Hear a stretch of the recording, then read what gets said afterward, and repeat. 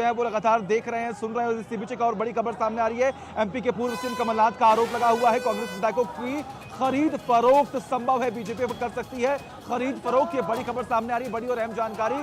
यानी कि एमपी के पूर्व सीएम कमलनाथ का यह आरोप लग गया है कि कहीं ना कहीं बीजेपी जो कर्नाटक में हार रही है, अब वो खरीद फरोख्त की राजनीति यहां पर कर सकती है। अदिति जी, सवाल आपसे कि जो शुरुआत से ही तमाम बड़े आरोप लग रहे थे कि बीजेपी ये गेम कर सकती है, उस पर आरोप लगते हैं कि और भी तमाम राज्यों में ऐसा बीजेपी ने किया है, जहां पर हारती है वहां पर जो एमएलएज होते हैं उन्हें खरीद कर सरकार बना लेती है, जैसा 18 में हुआ था शायद।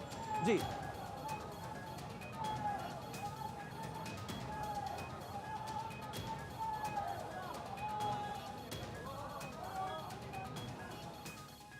अभी तक जो खबर है, कांग्रेस का बहुत अच्छा प्रदर्शन है और ये निश्चित है कि कांग्रेस की सरकार बनेगी। भारतीय जनता पार्टी का प्रयास रहेगा कि अन्य पार्टियों से या स्वतंत्र उम्मीदवारों से मिलकर खरीद फरोख्त करें, सौदा करें, जो उन्होंने हमेशा किया। अरुणाचल प्रदेश से शुरू किया था ये सौदे की राजनीति की शुरुआत जो इन्होंने करी अरुणाचल प्रदेश से, ये अभी तक खत्म नहीं हुई है।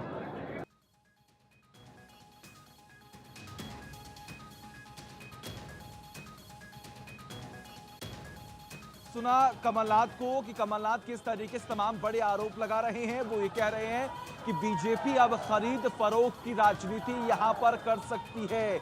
और सीधा चलते हैं अदिति जी के पास। अदिति जी, देखिए, तो जो तमाम बड़े आरोप शुरुआत से लगाए जा रहे थे कि अब बीजेपी जो है वो खरीद फरोख्त की राजनीति कर सकती है, वही आरोप अब एमपी के पूर्व सीएम कमलनाथ लगा रहे हैं। सफलता हासिल की है और जो कांग्रेस मुक्त भारत की बात करते थे, अब दक्षिण भारत में भारतीय जनता पार्टी मुक्त हो चुकी है। भारतीय जनता पार्टी लगातार उनको ये एहसास हो गया था कि कर्नाटक में हारने वाले हैं और यही कारण है कि मोदी जी की जगह सारे टेलीविज़न में नड्डा जी की फ़ोटो लगने लग गया। दूसरी बात ये है कि भारतीय जनता पार्टी के लोग फिर मोदी की जगह योगी योगी करने लगे, बुलडोजर की बात करने लगे। और भारतीय जनता पार्टी के नेताओं से पहले हमारे अरुण साहू जी को पता चल गया, तभी बोले कि हम यहाँ उत्तर प्रदेश की तरह यहाँ भी बुलडोजर चलाएंगे। तो उनको पता है कि अब मोदी जी का जादू समाप्त हो गया है, तभी अरुण साहू जी लगातार योगी योगी करने लगे थे, बुलडोजर की बात करने लगे थे। तो आज जो सफलता मिली उसमें हमारे राष्ट्रीय अध्यक्ष खड़गे जी, पूर्व अध्यक्ष सोनिया जी, पूर्व अध्यक्ष राहुल जी, प्रियंका जी, सबको बधाई। साथ ही जो स्टेट लीडरशिप है उनको भी बधाई और वहाँ के जो कार्यकर्ता हैं उनको भी बहुत बधाई कि ऐसे समय में जब धार्मिक ध्रुवीकरण करने की कोशिश लगातार भारतीय जनता पार्टी के लोग कर रहे हैं, कर्नाटक की जनता ने फैसला दिया है और उस फैसले से स्पष्ट हो गया है कि बजरंग बली है वो कांग्रेस के साथ है।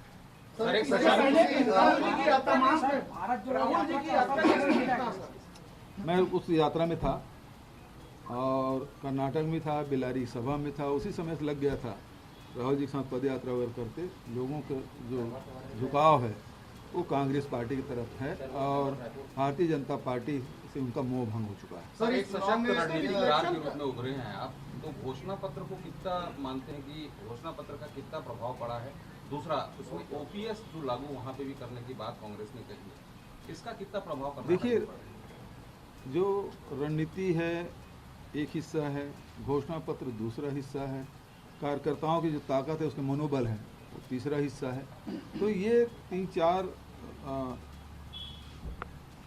एक साथ करेंगे सभी को तो फिर वो सफलता मिलती है। सचिन जी, देखिए, बात ये है कि अगर अभी भी कमलनाथ ये कह रहे हैं, जबकि आप बिल्कुल मैजिक नंबर, आप सरकार बनाने का दावा पेश करने वाले हैं, उस समय सचिन, अगर इस बात का कांग्रेस को, कमलनाथ को डर ये है कि अभी भी भाजपा खरीद फरोख्त कर सकती है, तो ये सवाल और ये डर भाजपा से नहीं, उनको खुद ही के विधायकों पे विश्वास की कमी है ये। क्योंकि सवाल ये उठता है कि आज से 1 महीने पहले ये जो तमाम 124 विधानसभाओं में आपने जो विधायक के उम्मीदवार चुने थे, और आप जनता के बीच में गए थे, उनसे वोट मांग रहे थे, कहा था कि हमारे प्रत्याशी हैं, इन पे विश्वास करिए, ये आपकी उम्मीदों पे खरा उतरेंगे। कमलनाथ के इस बयान के बाद ये लगता है कि कहीं ना कहीं उनको अपने ही विधायकों पे डाउट है कि वो कांग्रेस पार्टी की उम्मीदों पे ही खरा नहीं उतर पाएंगे।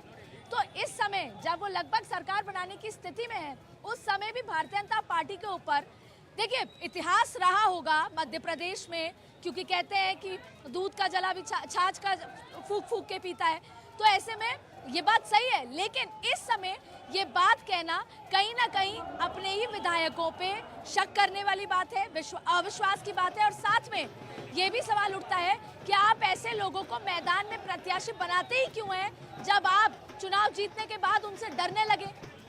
सचिन। बिल्कुल बिल्कुल, और देखिए अब इसी को लेकर तमाम अब बातें भी सामने आएंगी और शायद ये वही लोग हैं, यही वो शीर्ष नेता हैं जो मौका दे देते हैं बीजेपी को और कहीं ना कहीं वो आइडिया भी दे देते हैं, जिसके बाद कहीं ना कहीं वो नाराजगी तमाम एमएलएज में देखने को मिलती है। वो एमएलए जो लगातार इतनी मेहनत करते हैं और उसके बाद जब जीतते हैं तो उन्हीं पर ये आरोप लग जाते हैं कि पैसों की लालच में जब खरीद फरोख्त की राजनीति होगी तो ये पार्टी को छोड़कर भाग जाएंगे। देखिए हमारे और भी तमाम जो खास मेहमान हैं वो लगातार बने हुए हैं और सीधा ऋतु जी का ही रुख करते हैं। ऋतु जी, देखिए आपके ही पार्टी के तमाम बड़े नेता हैं, मुख्यमंत्री रहे हैं, इतनी बड़ी जिम्मेदारी निभा चुके हैं, उसके बावजूद भी अगर ऐसे गैर जिम्मेदाराना बयान देंगे तो क्या इम्पैक्ट जाएगा, क्या रिजल्ट होगा इसका?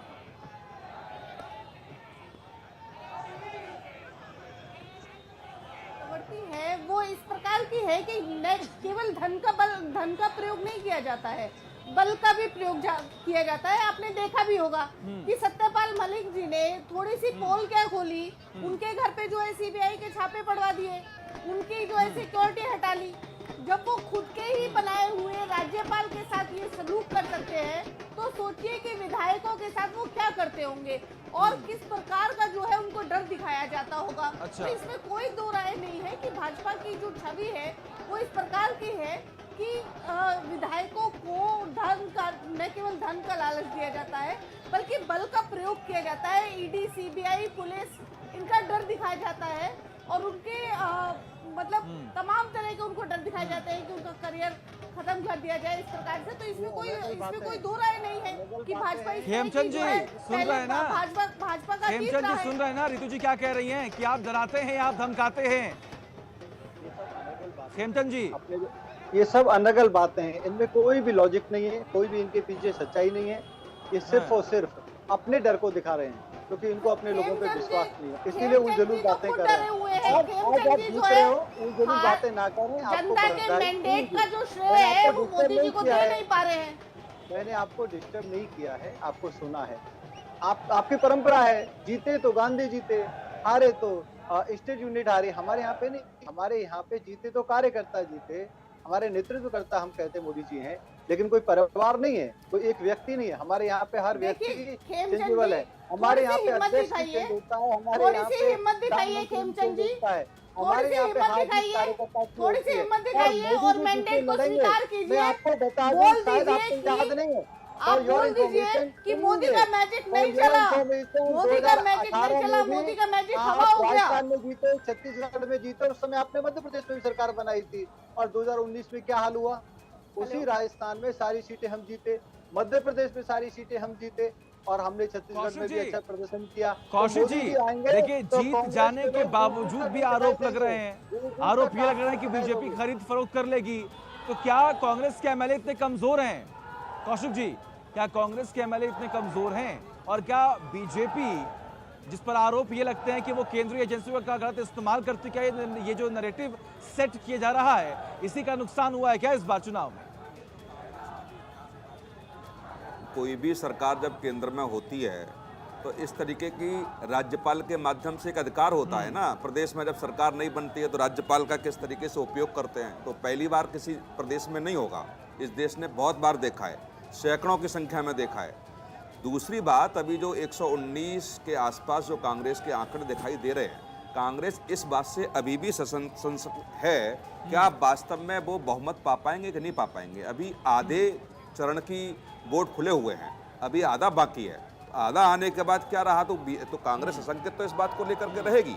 कि चाहे वहाँ चौपर लगा दिया गया हो, चाहे होटल के कमरे बुक कर दिए गए हों, डीके शिव कुमार या सिद्धरमैया को दिल्ली बुलाया गया हो, ये सब रणनीति का एक हिस्सा है। और बीजेपी के तमाम नेता इस बात को लेकर के कहते भी रहे हैं कि यदि हम बहुमत नहीं पा पाते हैं तो हमारे पास बी प्लान भी तैयार है। तो बी प्लान क्या हो सकता है कि जेडीएस और अदर्स जो निर्दलीय हैं उनके साथ क्या सरकार बन सकती है। यदि बहुमत से 2 सीटें भी कांग्रेस की कम रह गईं तो निश्चित तौर से बीजेपी हाथ पैर चलाएगी उसमें, और गवर्नर की एक अहम भूमिका हो सकती है। तो जो कांग्रेस की जो रणनीति है, मैं इसको अचंभित नहीं मानना कि जो कमलनाथ जी ने आरोप लगाया है, तमाम नेता आरोप लगा रहे हैं कि निश्चित तौर से बहुत सारे ऐसे नेता हैं, लगभग 22 एमएलए ऐसे हैं जो बढ़त बनाए हुए हैं, जो दूसरी पार्टियों से आए हैं, बीजेपी से और जेडीएस से आए हैं। क्या उनकी निष्ठा कांग्रेस में हो सकती है? ये भी कांग्रेस जानती है कि हमने टिकट जरूर दे दी, दल बदल उधर से करके इधर आ गए हमारी तरफ, और वो जीत भी रहे हैं। तो ऐसी स्थिति में कांग्रेस के पास क्या उपाय होगा? यही उपाय होगा कि उनको कहीं फार्म हाउस में, होटल में रुकवाया जाए जब तक सरकार नहीं बन जाती है। दूसरी बात आप देखिए, सोनिया गांधी से मुलाकात का क्या तात्पर्य? राजस्थान में क्या हुआ? राजस्थान में भी 2 बड़े चेहरे दिल्ली बुलाए गए थे। मध्य प्रदेश में क्या हुआ? मध्य प्रदेश से भी बड़े 2 चेहरे बुलाए गए थे। वही कर्नाटक में हो रहा है। कर्नाटक में भी 2 बड़े चेहरे बुलाए जा रहे हैं, और हमेशा कांग्रेस के राष्ट्रीय नेतृत्व ने वही निर्णय लिया जो मध्य प्रदेश में देखा, राजस्थान में देखा, कहीं ऐसा न हो कर्नाटक में हो, क्योंकि सिद्धरमैया। आशीष बिल्कुल ठीक है, आशीष के पास चलते हैं। आशीष देखिए, आपने महाराष्ट्र में जो उठापटक पिछले 2019 से अब तक हुई बहुत क्लोजली देखी। क्या आपको लगता है कि जनता से पहले पॉलिटिकल पार्टी, पॉलिटिकल लोग वोट मांगते हैं, कहते हैं आपका मैंडेट सराखों पे, और फिर आंकड़े जैसे भी आए उसके बाद कई बार तो जैसा अभी कहा जा रहा है कि एकदम मैंडेट आने के बाद भी अगर निर्दलीय जेडीएस बीजेपी के साथ आ जाए, तो ये कैसा मैंडेट है जनता का कि आप 5 साल में 4 बार मुख्यमंत्री बदल देते हैं, सरकारें बदल देते हैं, कभी पार्टी के अंदर लड़ाई हो जाती है, कभी आदमियों में लड़ाई हो जाती है। आशीष, देखिए, जनता का जो मैंडेट है वो पिछले काफ़ी समय से ऐसा त्रिशंकु वाला नहीं रहा है, और आज भी जो अभी तक जो रुझान दिखाई दे रहे हैं वो तो कांग्रेस के हक में है। जहां तक बात है कमलनाथ की, तो ये तो एक तरीके से अपनी ही पार्टी के मेंबर्स पर, विधायकों पर, जो कि जीत के आ रहे हैं, जिनको जनता जिता के भेज रही है, उन पे अविश्वास है, डेमोक्रेसी पे एक तरीके से अविश्वास है। उनको अपने लोगों पर ट्रस्ट नहीं है कि बीजेपी के लोग उन्हें तोड़ जाएंगे। मैं सुन रहा था कांग्रेस से जो इतिहास ये कहता है कि पिछले लंबे समय से पूरा 5 साल सिद्धरमैया के अलावा कोई सीएम पूरा नहीं कर पाया।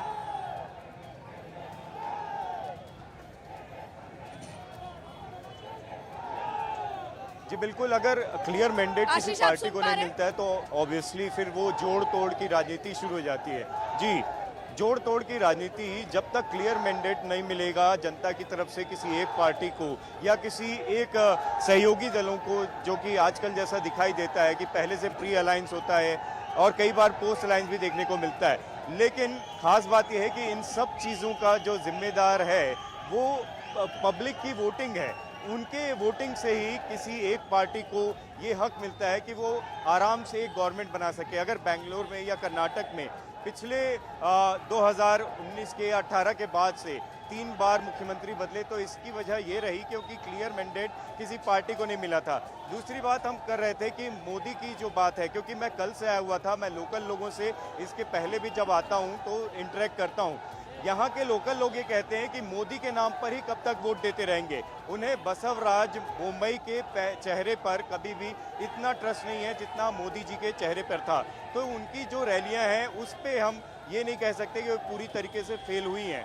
और दूसरी बात, जहाँ तक कांग्रेस की अभी जीत की बात है, उसमें सीधा रवैया और डीके शिव कुमार का नाम आगे आ रहा है। कहा यह भी जा रहा है कि एक को मुख्यमंत्री, एक को उप मुख्यमंत्री बना सकते हैं। लेकिन आपको बता दूं कि राहुल गांधी की जो पसंद है वो सीधा रवैया है। सूत्र ये बता रहे हैं प्रियंका गांधी और सोनिया गांधी पसंद करती हैं डीके शिव कुमार को।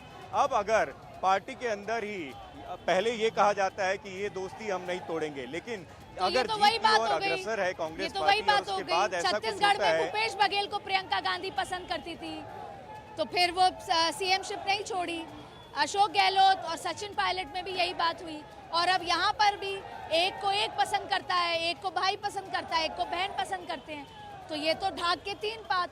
कार्यकर्ता ने इतनी मेहनत करके मैंडेट दिलाया, अब फिर कुर्सी के लिए लड़ाई हो जाएगी। सचिन, अदिति वही बात है कि ये तो कांग्रेस के बिल्कुल सही कहा आपने। देखिए अदिति, और कहीं ना कहीं तमाम बिल्कुल देखिए लग तो यही रहा है कि कहीं ना हालात कुछ अगर वैसे हो जाते तो वापस से वही तमाम बड़े सवाल कांग्रेस के नेतृत्व पर, कांग्रेस के आला कमान पर भी खड़े होंगे। क्योंकि अगर जनता ने मैंडेट दिया है तो जनता से बड़ा कुछ नहीं है, और जनता ने जिसके चेहरे पर वोट दिया है कहीं ना कहीं अगर उसे मुख्यमंत्री बनाया जाए और उसी को लेकर तमाम बड़े फैसले आए तो शायद ये सही होगा। वरना जो तमाम बड़े आरोप लग रहे हैं कि कहीं ना कहीं बीजेपी जो है वो तमाम कार्यकर्ताओं को और तमाम जो बड़े विधायक उन्हें तोड़ ले जाएगी, इसमें कहीं ना कहीं अगर बीजेपी को मौका मिलता है तो शायद ये संभव है भी। क्योंकि हमेशा कहीं ना कहीं कांग्रेस की इस चूक की वजह से, इस गलती की वजह से अलग अलग राज्यों में ऐसी कहानियां हुई हैं। लेकिन देखिए जिस बात का जिक्र आप भी कर रही हैं कि कहीं ना कहीं आने वाले वक्त में अगर कल बैठक होती है, कल मीटिंग जब हो रही है तो वहां पर भी जब फैसला बिल्कुल